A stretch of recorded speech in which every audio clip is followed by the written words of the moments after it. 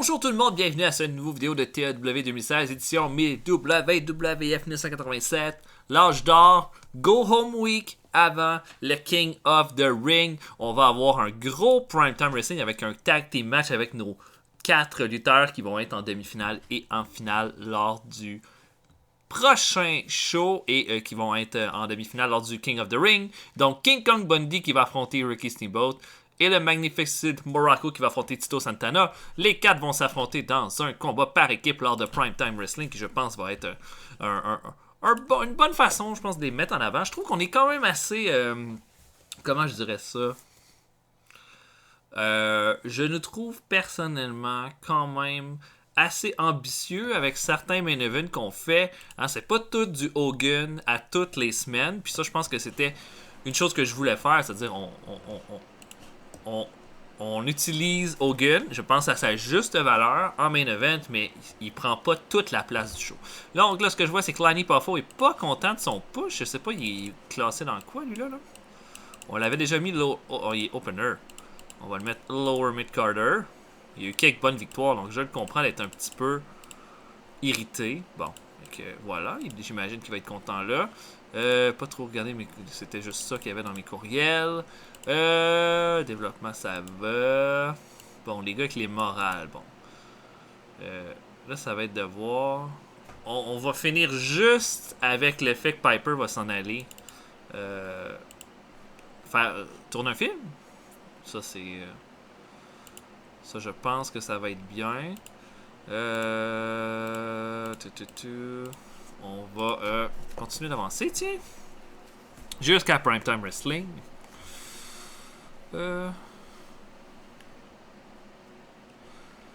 Rien de spécial. Ah, il y avait des résultats de show qui avaient l'air bons, par exemple. Oh, c'est le Great American Bash qui a fait un B-. Ric Flair contre Jimmy Garvin dans Main Event, ça a fait un B, mais quand même. Lex Luger a battu Dusty Rhodes et Rock'n'Roll Express ont battu Jimmy Valiant et Lasertron. Ronnie Garvin et Barry Windham ont battu les Thunderfoots. Gene Ligon et Joel Deaton des Wild Bunch. Darkness Falls, ça c'est Kevin Sullivan et Dick Murdoch ont battu les Mulkey Brothers. Wow, les Mulkey ont l'air des vrais jobbers. Wow. Kat LaRue a battu Wendy Richter. Tully Blanchard a battu Shashka Watley, qui est Pez Watley. Le Barbarian a battu Spike Barbarian, ça c'en est un que je pourrais trouver intéressant. L'Italian Stallion a battu Johnny Ace pour le titre des États-Unis pour un D-. C'est vraiment pas fort, ça. Ok. Vraiment. On leur a fait mal, je pense. Oh, mais c'était... Wave of Mutilation. Oh, notre développement qui a fait un show de E+. Wow, E+. Shawn Michaels a battu Tommy Jammer dans le main event. Tommy Jammer, c'est pas top, mais honnêtement, si on regarde progression, toujours en average. Bon, il n'y a pas grand chose qui a changé de ce côté-là, mais c'en est un, là, lui, là, que personne connaît, puis peut-être qu'on va faire une vedette. Rick Steiner et Marty Jannetty ont battu Heavy Duty. Ça, c'est l'équipe de Fred Ottman et de Steven Regal. Wow, j'imagine la chimie. Sting a battu Ed Moretti pour le Arena Championship. Ok. Ça, c'est quand même bien. Sting qui est un mid-carder. Danny Davis a battu Jerry Sags. Danny Davis, c'est le booker, je pense. Là, et Jerry Sags, c'est un gars des Nasty Boys. Et Mark Ellis a battu Scott Putski dans un combat qui a l'air vraiment pourri. Mais Callis qui va continuer de monter. Ben, écoutons. Hein? Avançons encore. Des incidents avec Jim Brunzell. Oh. Jim Brunzell est arrivé en pleine forme avant le show. Il a gardé tout le monde dans une belle atmosphère avec plein d'histoires hilarantes sur la route, ce qui a créé une atmosphère relaxe et joyeuse. Merci Jim. Oh, Ricky Steamboat qui donne plein de trucs à Sam Houston, qui donne des trucs de selling à son protégé. Et Ricky Steamboat à son protégé, le Brooklyn Brother, des trucs de babyface. Ok, oh, ouais, très utile. Je pense pas que je vais faire du Brooklyn Brother un babyface anytime soon. Si, mettons... Est-ce qu'on mettrait Hogan ami avec quelqu'un? Ou... Mettons Jacques Rougeau. Mettons ça.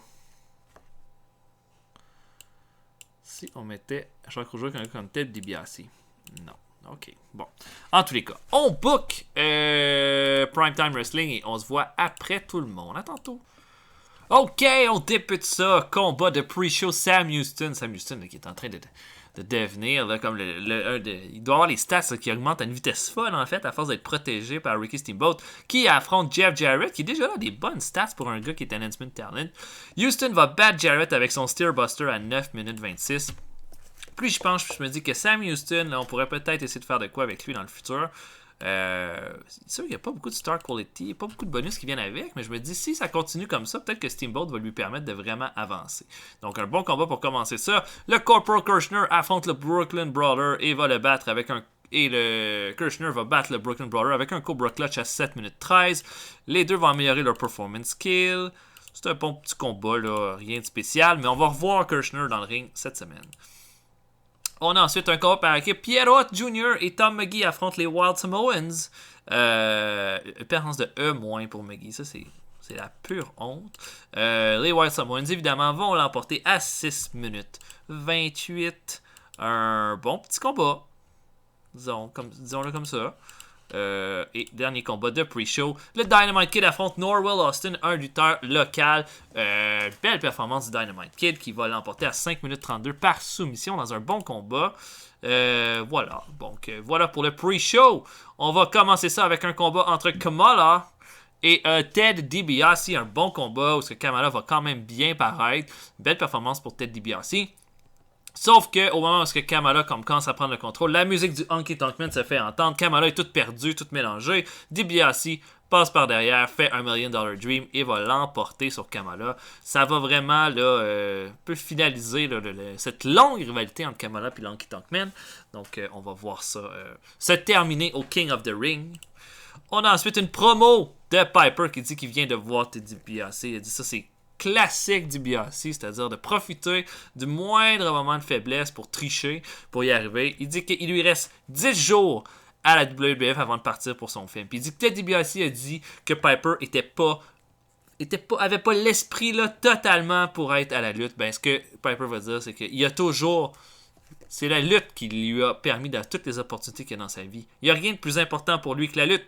Et puis quand il va endormir Ted DiBiase au King of the Ring, il n'y a rien qu'il va pouvoir faire, puis ça va être une humiliation parce qu'il va pouvoir dire que c'est une vedette de cinéma qui va l'avoir humilié, plus un lutteur dans quelques temps. Donc un super A+, pour Piper, ça c'est très bon. Craig Valentine affronte Davey Boy Smith avec de chaque côté le Dynamite Kid et de l'autre côté pour le Dream Team, Brutus le Barber Beefcake. Un bon B pour ce combat-là. Voilà.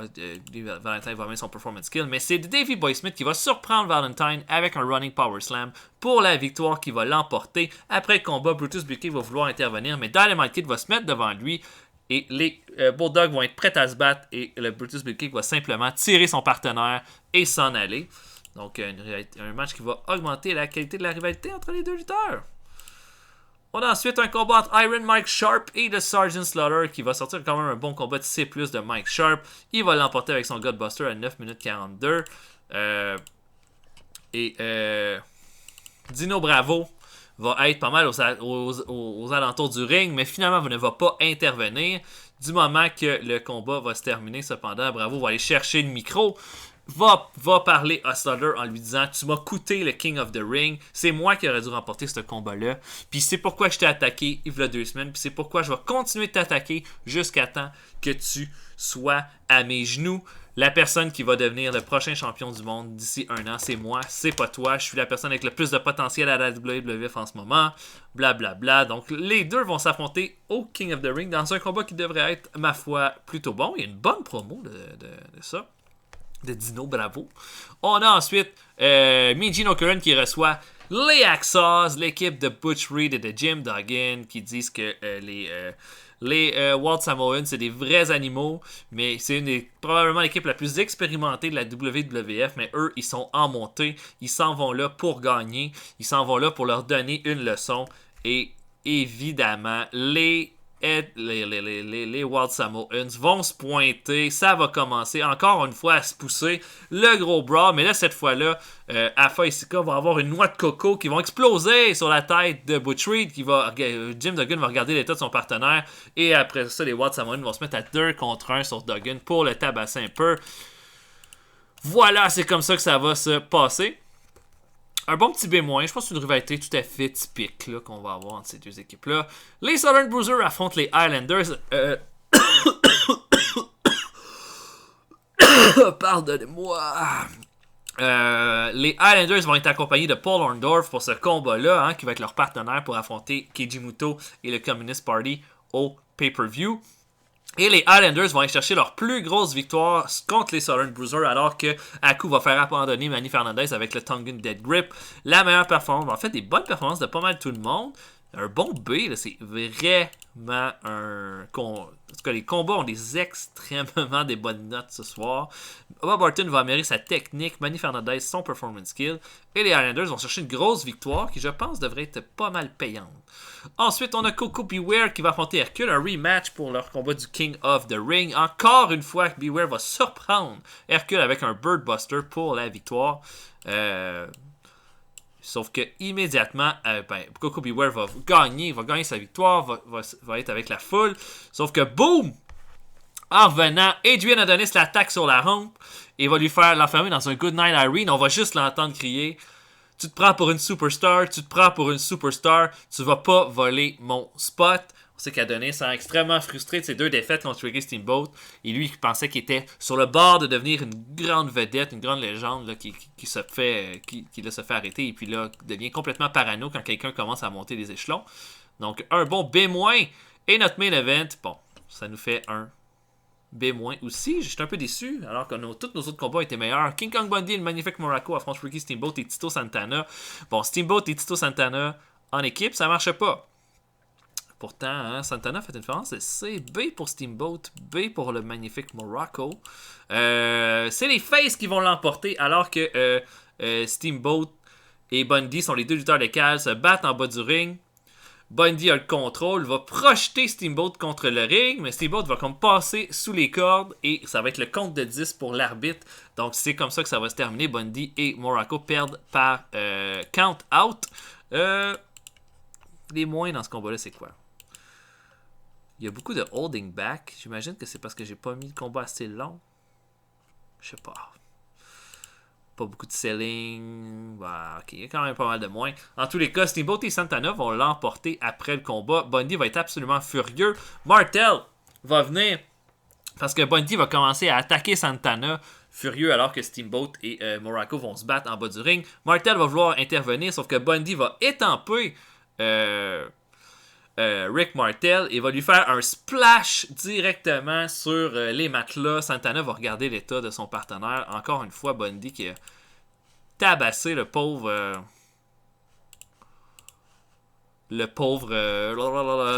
Martel. Et puis là, va arriver Bobby Heenan qui va arriver avec un gigantesque cadeau dans le ring. Un gigantesque cadeau qui va être poussé par plein de lutteurs.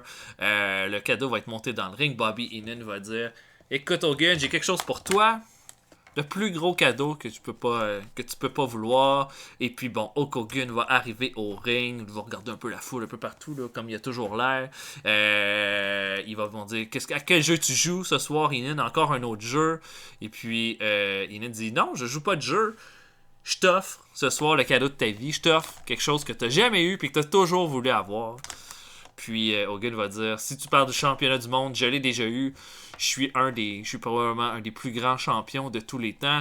La seule raison pourquoi je ne l'ai pas, c'est parce que André s'est sauvé lors de notre dernier combat. Il dit: oui, mais c'est ça que je t'offre, Hogan. Puis là, Hogan ne comprend pas. Je t'offre l'homme que tu n'as jamais été capable de battre. Et là, 2 mains gigantesques sortent du cadeau, amènent Hogan. Et puis là, après ça, le cadeau se met à exploser et Hogan est complètement étampé. Le géant va faire son running descendre de la foufoune sur Hogan pour le laisser comme ça. Gros segment de A+, pour terminer ce show qui était quand même bon.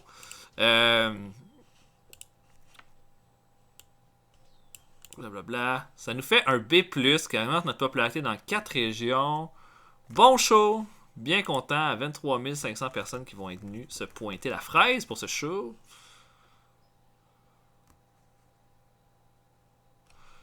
Et on va regarder ça. L'opinion de Kamala, c'est que Dylan McKay est trop palote. Il va finir par blesser quelqu'un. 14.02 pour notre show. Je sais pas si c'est bon. On a fait 14.25. Ouais, c'est quand même pas mal de fluctuations. On avait fait un ben meilleur code d'écoute pour le Steamboat contre Adonis. Quand même. Pourtant, c'était un bon show dans les deux cas. On a utilisé. En tout cas, j'ai bien aimé la façon qu'on a fait le dernier segment. J'imaginais très bien ce segment-là entre André le géant puis Hogan avec le géant qui sort du gros cadeau. Bon, pour le prochain show.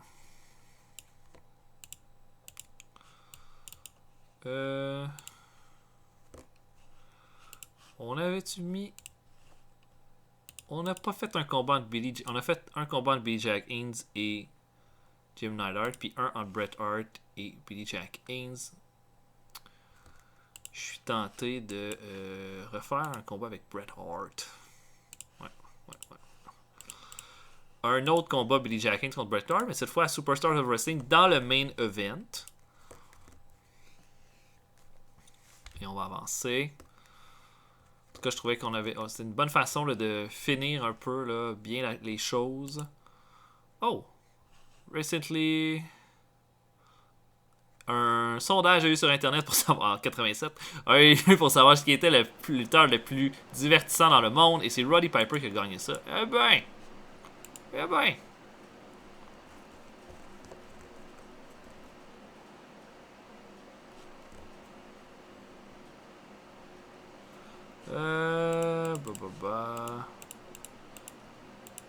C'est Chica Chakata.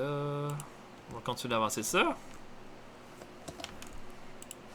Les incidents. Hardy Race et Jeff Jarrett. Ooh. Oh! Hardy Race a pris Jeff Jarrett sous son aile en tant que protégé. Yes! On va faire un middle au hasard. Des fois, ça marche plus que ceux que j'essaye. Hein?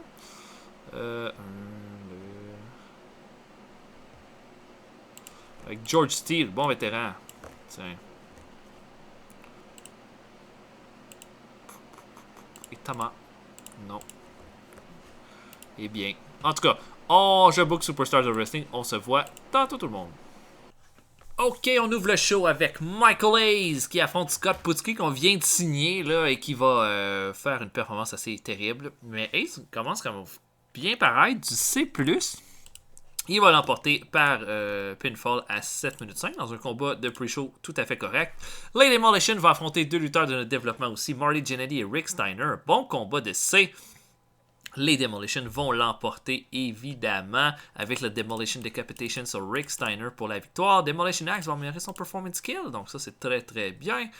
On va ensuite aller à un combat entre les Axos qui vont affronter nos deux Enhancement Talent, Jeff Jarrett et le Brooklyn Brawler, qui vont pas mal paraître. Un bon C+, pour ce combat-là aussi.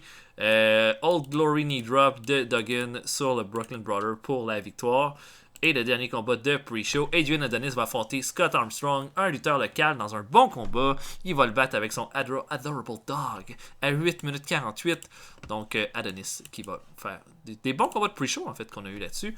Et on ouvre ça avec un match entre Ron Simmons et le Corporal Kirchner qui vont avoir un gros brawl. C'est qu'on a monté une semi-petite rivalité entre ces deux-là. Et puis, c'était surtout une rivalité pour essayer de monter Simmons. Et Simmons va l'emporter avec son Dominator sur Kirchner clean à 11 minutes 19 dans un combat tout à fait correct. Et puis, voilà. Donc, un C pour ce combat-là. On va ensuite avoir une promo de Coco Beware sur Adrian Adonis. Il dit qu'il comprend pas trop pourquoi Adonis l'a attaqué. Il dit qu'il a peur de lui voler son spot. Mais quel spot! Je veux dire, Adonis a perdu ses combats quand c'était le moment de gagner. Lui, il s'est rendu jusqu'à un championnat intercontinental le mois passé. En ce moment, lui, il a le vent dans les voiles, puis Adonis, lui, a jamais été capable de prendre cet envol-là. Puis ils vont s'affronter au King of the Ring, parce qu'il va lui faire payer de l'avoir attaqué de la sorte. Un petit C+, bonne petite promo. On a ensuite Paul Orndorff qui arrive à affubler les Highlanders, super content, super tough et tout, super heureux de la façon va prendre le micro pour dire que Keiji Muto a dit qu'il allait faire de sa vie un enfer. Il a pensé qu'en allant chercher 2 thugs, il allait arriver au bout à bout de Paul Orndorff, sauf qu'il s'est trouvé 2 gars encore plus forts que les 2 qu'il avait sélectionnés. Et là, Keiji Muto va arriver avec sa bande de communistes. Et un gros brawl va évidemment s'ensuivre. Un gros brawl avec plein d'agents. Les Highlanders, Orndorff, Muto et le Communist Party vont se tabasser vraiment un peu partout dans le ring jusqu'à temps que ça se termine dans un segment de quoi 6 minutes. Excellent. Moi, je trouve que cette rivalité-là, elle a été bien montée. On s'en va au King of the Ring. Il y avait probablement un bon combat qui nous attend. On a Lanny Poffo et Tom Zenk qui affrontent l'équipe de Dino Bravo et l'Assassin. Dans la performance, les Poffo et Zenk vont encore une fois l'emporter et qui sont sur une gigantesque montée. Lanny Poffo va faire son diving senton sur l'Assassin pour la victoire. Après combat, Dino Bravo, furieux, va prendre l'Assassin, va lui faire son sidewalk slam et c'est comme ça que ça va se terminer. Dino Bravo a vraiment porté le combat sur ses épaules. Donc, super bon match, bien content. Et notre main event, Billy Jackins affronte Bret Hart dans un rematch. Et là, Jake Roberts a l'air pas mal plus en forme, a l'air pas mal plus présent. Il va empêcher Jim Neidhart d'intervenir sur Billy Jackins durant tout le combat. Et puis, alors que l'arbitre, Jim Neidhart va s'occuper de faire la distraction sur l'arbitre. Bret Hart va vouloir, Jimmy Hart va passer une chaise à Bret Hart qui va essayer de frapper Billy Jackins. Roberts va arriver, va montrer son serpent au visage de Bret Hart qui va complètement capoter. Billy Jackins va l'enfermer dans le full Nelson et Bret Hart va devoir s'avouer vaincu. Et c'est comme ça qu'on va se préparer pour le combat entre Bret Hart et Jake Roberts au King of the Ring. Un bon B pour un bon show. Au final. Un bon show. Et là, on va se diriger vers notre dernier combat. Notre dernier show, en fait. On a eu 1.35 de ratings pour notre show.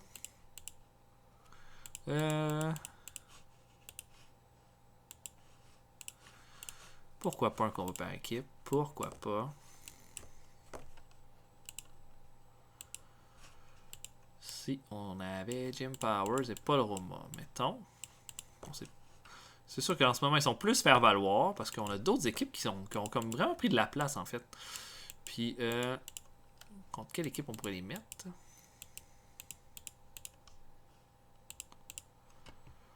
Pas les Rougeaux. Ce sera pas un gros main event. Ce sera pas un assez gros main event.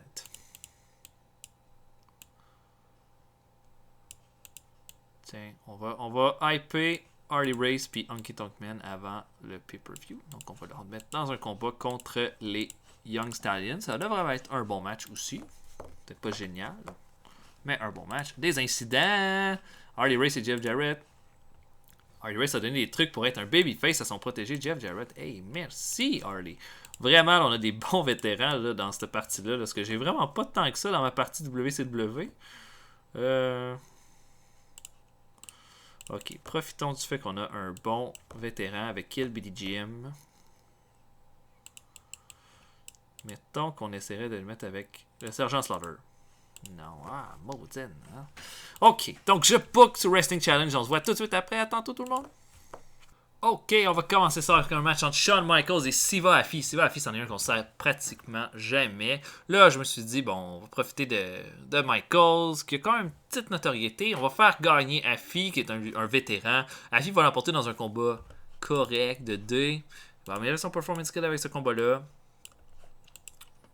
That's it. On a ensuite Tyree Pride, un lutteur local, et Tommy Jammer qui va affronter les Rougeau Brothers. Les Rougeau vont faire un bon combat, une belle performance de Jacques Rougeau avec un C-, D+, pour le combat au total. Ça fait un petit combat correct, tout à fait correct. Et on a ensuite Keiji Muto qui va affronter Brian Pillman. Muto va faire une performance de C. Encore une fois, Pillman fait des combats pre-show pas vilain du tout. Muto va l'emporter avec son Figure 4 Leg Lock à 10 minutes 25. Et le dernier combat de pre-show, le Produce Beefcake affronte Charles E. Cook, un lutteur local. Va l'affronter dans un bon combat. Il va l'emporter à 8 minutes 58 avec un high knee. Cook va améliorer pas mal d'affaires avec ce combat-là. Et on va commencer officiellement le show entre un match entre le Iron Sheik et Arn Anderson. Ils ont fait un super bon combat de B+, vraiment solide. Et Anderson va l'emporter sur Iron Sheik à 11 minutes 13. Très bon combat. Et je pense que ça va vraiment aider Anderson à gagner de l'overness, cette victoire-là. Iron Sheik était wasted on drugs. Quelle performance! Quelle surprise! Immédiatement après, Randy Savage se pointe encore une fois une attaque sur Anderson qui est vidée. Randy Savage a l'air d'avoir peur d'affronter Anderson. En tout cas, de l'affronter à son meilleur. Et Anderson va encore une fois se faire tabasser. Il va recevoir un elbow drop de la troisième corde jusqu'en bas du ring sur Double A. Donc, un autre excellent combat.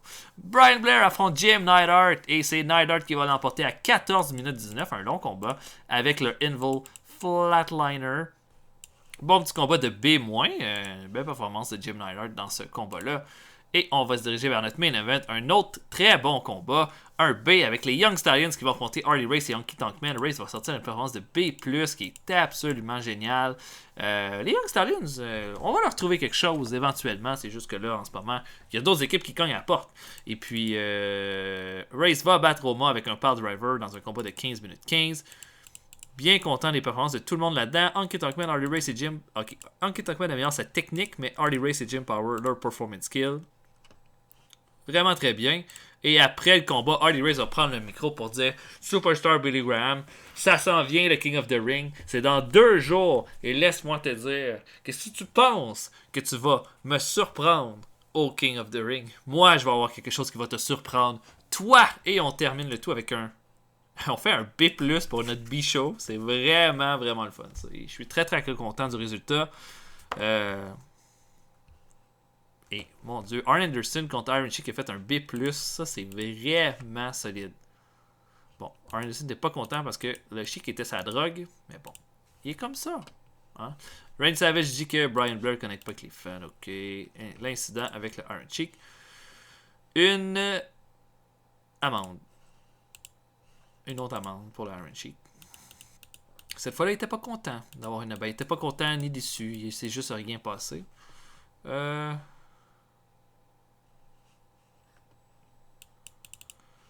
Vraiment content de ce show-là. Hein. Bon, je vais avancer. Non, je vais plutôt avancer au King of the Ring tout de suite. Oui, je vais avancer parce que ça va... On a toujours le résultat du show de la NWA, de la Jim Crockett Promotion, une journée après notre show. Fait qu'on n'a pas tout le temps l'occasion de vraiment bien le voir. Des fois, je saute par-dessus puis j'aime pas ça. World Championship Wrestling a fait un B-. Rock'n'Roll Express a battu Ric Flair et Tully Blanchard. OK, Jimmy Valiant a battu Jimmy Garvin et le Mod Squad a battu The New Breed. Ça n'avait pas l'air d'être un show majeur. Ça. Et sinon, AWA, Dick Slater a battu Wahoo McDaniels dans le main event. Très bon, ça. Très bon, ça. OK, donc, on est prêt pour le King of the Ring. À mon avis, bon, la carte est totale. Vous avez la carte ici. Bon, je pense qu'on a bien monté pas mal toutes nos rivalités pour le pay-per-view. Qui va gagner le King of the Ring? Le gagnant du King of the Ring, n'oublions pas, va être le number 1 contender pour SummerSlam. Ça va être vraiment bien. Dans les combats que j'ai hâte de voir, je dois dire, je pense que Kamala contre Honky Tonk Man devrait pas être décevant étant donné qu'on l'a vraiment buildé comme il faut. J'ai vraiment hâte au Six-Man Tag, Orndorff Islanders contre Muto et le Communist Party. Jake Roberts contre Bret Hart, est-ce qu'on peut faire un meilleur combat?